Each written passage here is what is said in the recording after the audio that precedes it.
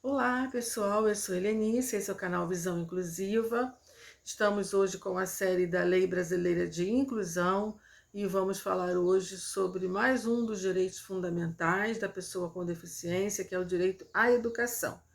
Como eu falei em outros vídeos anteriores sobre esta série, a Lei Brasileira de Inclusão, ela juntou, não é, direitos estabelecidos em outras leis, decretos e portarias. E a Lei Brasileira de Inclusão, ela se fundamenta na Conferência Internacional dos Direitos da Pessoa com Deficiência, que aconteceu em 2007 em Nova York, onde tinham vários países representados, inclusive o Brasil. E nesse encontro internacional foram discutidos os direitos da pessoa com deficiência, aquilo que envolve as pessoas com deficiência, foram tiradas algumas diretrizes, e essas diretrizes, tiradas na Convenção Internacional lá de Nova York, foram consolidadas aqui no Brasil, né, através da Lei Brasileira de Inclusão, ou Estatuto da Pessoa com Deficiência, que é a Lei 13.146, ok? Já estamos falando sobre os direitos fundamentais, hoje vamos falar sobre o direito à educação, ok? Bom, eu sou branca, me audiodescrevendo, uso óculos, cabelos castanhos curtos, agora com luzes. Estou com uma blusa preta, atrás de mim a estante com um banner do Braille, uma parte da parede e da porta.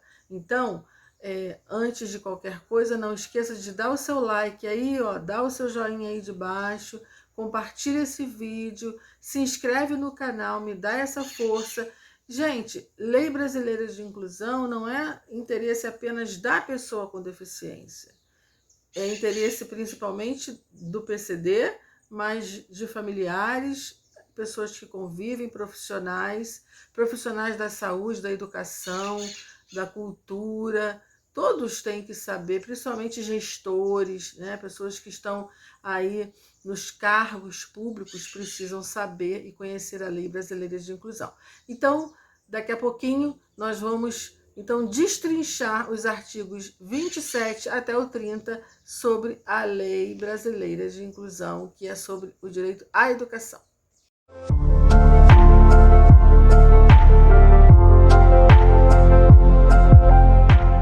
Bom, gente, a Lei Brasileira de Inclusão ela é extensa, né? E os títulos, os capítulos, né, que falam sobre os direitos fundamentais, também alguns são bem extensos. O da educação, ele tem 4 artigos, né, 27 até o 30, mas esses artigos são extensos, tá? E eu vou tentar resumir aqui, logicamente eu vou precisar do auxílio da minha apostila, né, em letras grandes, garrafais, toda marcadinha aqui, que é para eu não esquecer de detalhes importantes. Então, olha só, a primeira coisa que a gente vê no artigo 27, lógico, baseado também na Constituição, que a educação é um direito de todos e dever do Estado, né, da família, da sociedade, garantir esse direito. Então, a pessoa com deficiência tem também direito à educação. Essa que é a questão, e que é importantíssima que a sociedade como um todo entenda isso, porque durante muitos anos, durante muitos séculos, as pessoas com deficiência foram impedidas de acessar direitos como educação, estudo, né? Só a coisa de alguns anos você ver com mais frequência pessoas com deficiência acessando a universidade. Até então, a própria sociedade impunha um limite. O máximo que você, como pessoa com deficiência, vai conseguir é o ensino fundamental, ou, quem sabe, o ensino médio. Mas não, hoje a pessoa com deficiência está se liberando, né? Hoje as famílias não têm mais essa condição de isolar e de guardar as suas seus familiares que tenham alguma deficiência. Então, a educação é um direito de todos. E o que o artigo 27 diz é que a educação deve ser assegurada através de um sistema educacional inclusivo em todos os níveis de escolaridade ao longo de toda a vida. É o que diz o artigo 27. Então, essa educação que deve ser garantida pelo Estado, né, e deve ser também incentivada pela família e pela sociedade, deve ser um sistema educacional inclusivo para toda a vida, né? E deve assegurar uma educação de qualidade, igual para todo mundo. Não é porque é uma criança que tem deficiência intelectual, mental, que ela não terá direito à educação de qualidade como todas as pessoas. Aí tem o artigo 28, que a esse artigo, que é um artigo mais extenso, né, que ele tem vários incisos, né, acho que são 18 incisos nesse artigo. E esse artigo 28, ele vai colocar para a gente quais são as funções do Estado na questão da educação da pessoa com deficiência. Olha, incumbe ao poder público.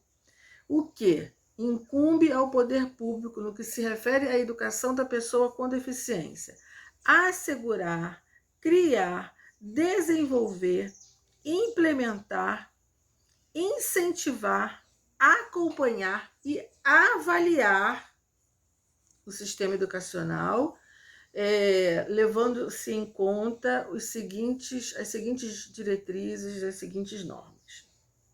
Então, olha, o sistema educacional, como já foi dito, tem que ser inclusivo e deve ser garantido ao longo de toda a vida, né? O poder público deve garantir também o aprimoramento, o aperfeiçoamento dos sistemas educacionais, né? Garantindo condições inclusivas, né? Garantindo que a pessoa com deficiência acesse o sistema educacional, mas também permaneça e participe e se desenvolva através da educação. Então, não basta garantir a escola, a universidade.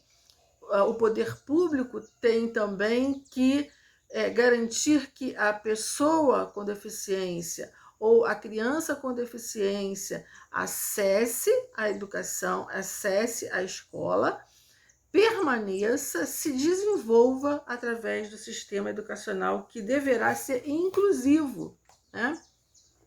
Adotando sistemas inclusivos. O poder público também deve pensar, deve criar, desenvolver, aprimorar os projetos pedagógicos, né? Que instituam uma educação inclusiva através de várias tecnologias, de vários recursos pedagógicos, né? Outra coisa importante é que o poder público, aqui no artigo 28, diz que deve ser garantida à pessoa com deficiência educação bilíngue. O que é isso, educação bilíngue? Olha o que diz o inciso 4º. Oferta de educação bilíngue em Libras como primeira língua e língua portuguesa como segunda. Para quem? Para a pessoa com deficiência auditiva. Então, pela lei, todas as escolas, todas as instituições de ensino deveriam oferecer aos seus alunos com deficiência auditiva educação bilíngue, tendo Libras, que é a língua brasileira de sinais, como primeira linguagem e a língua portuguesa como segunda linguagem. Já que a pessoa é deficiente auditiva, ela tem que aprender a Libras, que é a língua brasileira de sinais, e concomitante a isso, a língua portuguesa, né? Medidas individualizadas, olhar para a pessoa com deficiência não como um número, um conjunto de pessoas. No momento da educação, deve ter um olhar individualizado para as necessidades individuais daqueles alunos. Não é fácil não, gente. Por exemplo, numa escola de ensino fundamental, que tenha em uma turma, numa turma dita normal, alunos com deficiência auditiva, deficiência visual e autismo, por exemplo. O professor, ele vai ter que ter um olhar individualizado, ele não vai poder aplicar uma atividade para todos os alunos de maneira igual, ele vai ter que ter um olhar individualizado. A atividade vai ser a mesma, com características diferentes para os alunos com deficiência e diferenciando cada deficiência, né? Se for uma classe onde tenha só alunos com deficiência, também, né, vai ter que ter um olhar individualizado para cada deficiência. Aí vem outro artigo, outro inciso, né, que vai falar sobre o incentivo às pesquisas voltadas para o desenvolvimento de métodos, de técnicas, de materiais pedagógicos que sejam inclusivos, de recursos pedagógicos inclusivos. Isso o poder público deve incentivar o desenvolvimento de pesquisas nessa área, né? Planejamento de estudos de casos no sistema educacional, né? Deve ter um estudo de casos, como a gente já falou, um olhar individualizado, né? Outra coisa importante é o inciso 9, que diz assim, adoção de medidas de apoio que favoreçam o desenvolvimento dos aspectos linguísticos de cada aluno, né? Então, um aluno com deficiência auditiva, ele vai ter uma forma de entender a língua portuguesa. O aluno com deficiência visual, ele vai ter outra forma e outro método de acessar a língua portuguesa, não é? O autista, enfim, isso tudo tem que ser olhado de forma individualizada e com muito planejamento, né? Formação e disponibilidade de professores especializados, né? Então, o poder público deve garantir que as instituições de ensino, isso aí cabe também a público e privado, não é só as instituições públicas, não. O poder público ele vai fiscalizar isso, se as instituições de ensino estão garantindo o oferecimento de professores e profissionais capacitados, especializados. Então, no caso da educação pública, o Ministério da Educação, as secretarias de educação devem garantir aos profissionais, não só os professores, mas os monitores, profissionais de apoio, uma capacitação inicial e continuada. Porque o que adianta a gente abrir o sistema educacional para as pessoas com deficiência se os profissionais que estão lá dentro não estão capacitados, não entendem, né? É preciso entender cada tipo de deficiência para saber lidar com cada uma delas, né? Então, esses profissionais, eles precisam ser capacitados de forma inicial e continuada. Isso o poder público tem que garantir e fiscalizar se isso está acontecendo, né?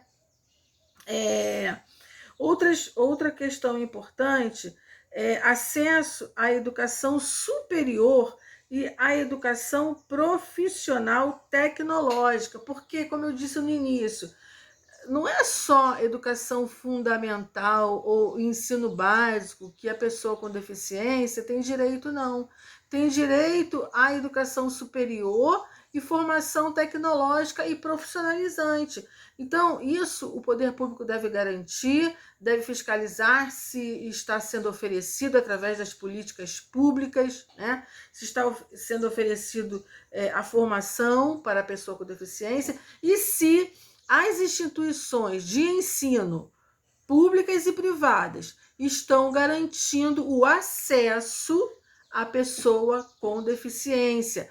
Porque a lei está aqui, mas infelizmente ela nem sempre está sendo cumprida, porque eu tenho depoimentos de pessoas com deficiência visual que acessam a universidade e têm muita dificuldade porque a faculdade não está preparada para receber, não tem a tecnologia assistiva necessária, né? Não tem um projeto pedagógico preparado para receber uma pessoa com deficiência. E a acessibilidade, o acesso à educação superior não é só na questão arquitetônica, fazendo prédios com rampas, com banheiros para pessoa com deficiência, com piso tátil. Não é só isso, não. É garantindo o acesso à permanência e à participação da pessoa com deficiência através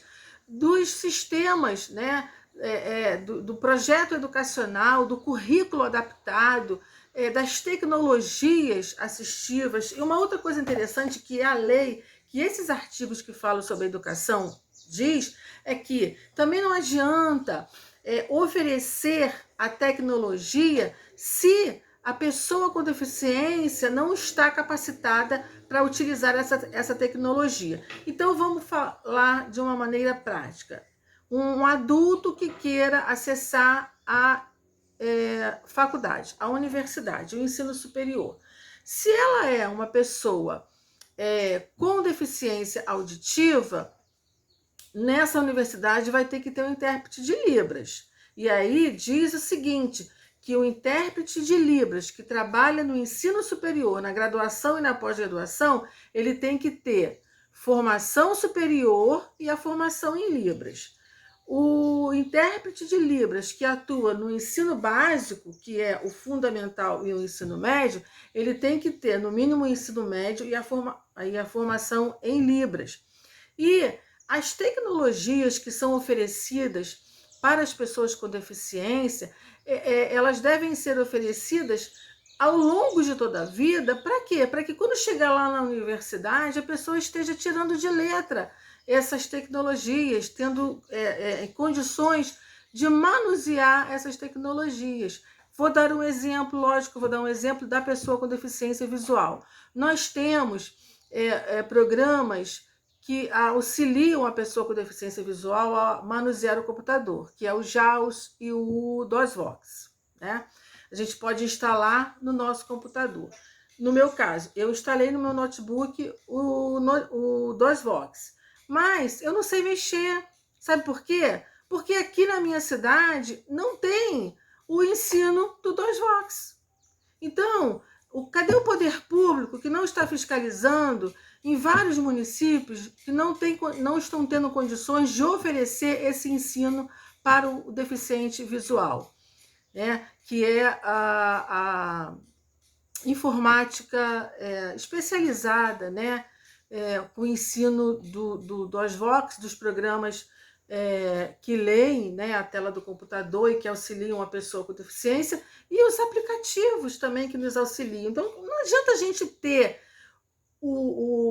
a tecnologia se a gente não consegue manusear essa tecnologia. Isso tem que ser garantido ao longo da vida. O ideal é que crianças com deficiência que acessem a educação lá no fundamental já comecem a acessar as tecnologias que vão ajudá-la durante a sua vida inteira no seu processo educacional, né? Olha, eu vou tentar falar de cabeça aqui. Outra coisa importante que a Lei Brasileira de Inclusão fala com relação à educação é o seguinte: nos processos seletivos de acesso ao ensino superior e ensino tecnológico, né, de formação profissional e tecnológica, nesses processos seletivos, devem ser garantidos a acessibilidade, o atendimento preferencial à pessoa com deficiência, a acessibilidade à pessoa com deficiência. Então, tipo, o edital de um concurso que tenha vagas para pessoa com deficiência, ele deve ser um edital acessível em libras, em braille, né? No momento da inscrição, a pessoa com deficiência tem que ter a preferência. Então, a pessoa com deficiência física que vai acessar um local de inscrição, esse local deve ser acessível, não só no momento da inscrição, da matrícula, mas durante todo o período de ensino, né? Então, por exemplo, nas provas, tanto as provas para entrar na universidade ou num curso de formação tecnológica profissional, quanto as provas durante o estudo, as atividades durante o curso, né? Isso deve ser oferecido de maneira acessível. Só que também tem a responsabilidade da pessoa com deficiência de informar.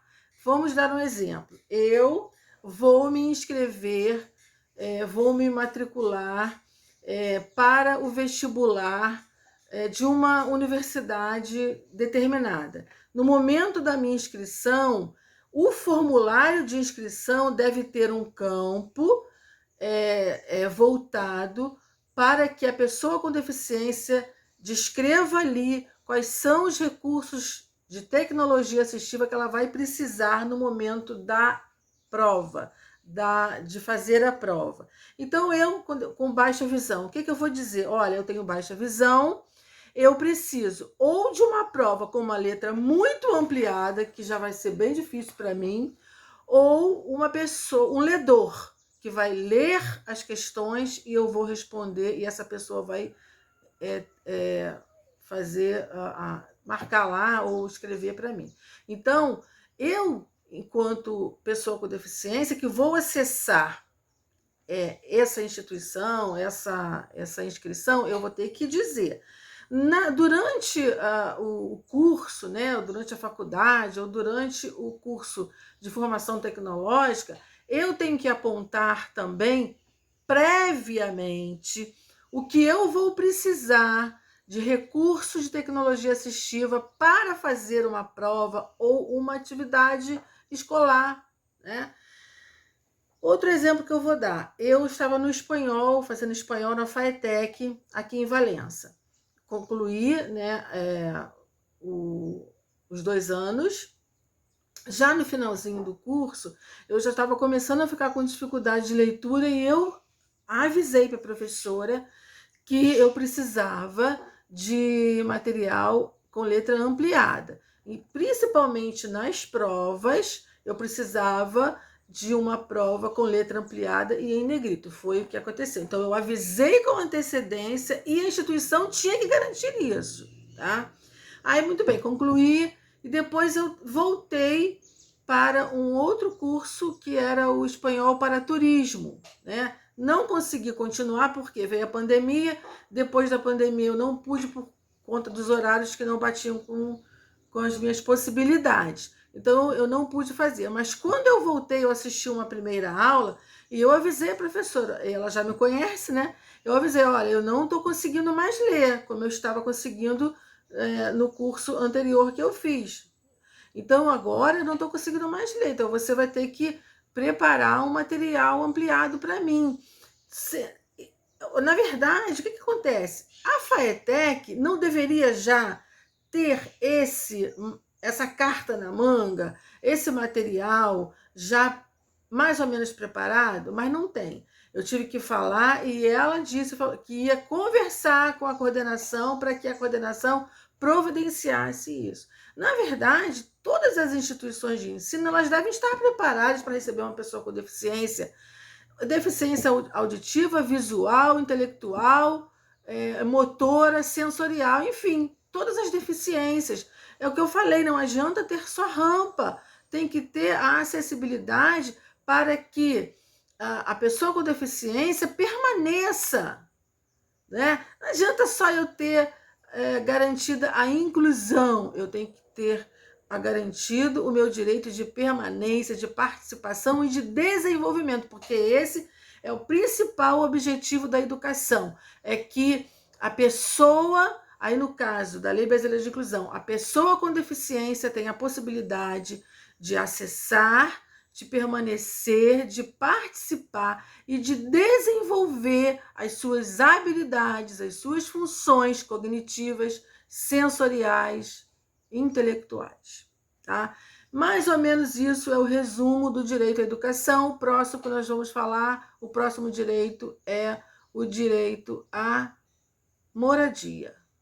Um abraço e até o próximo vídeo.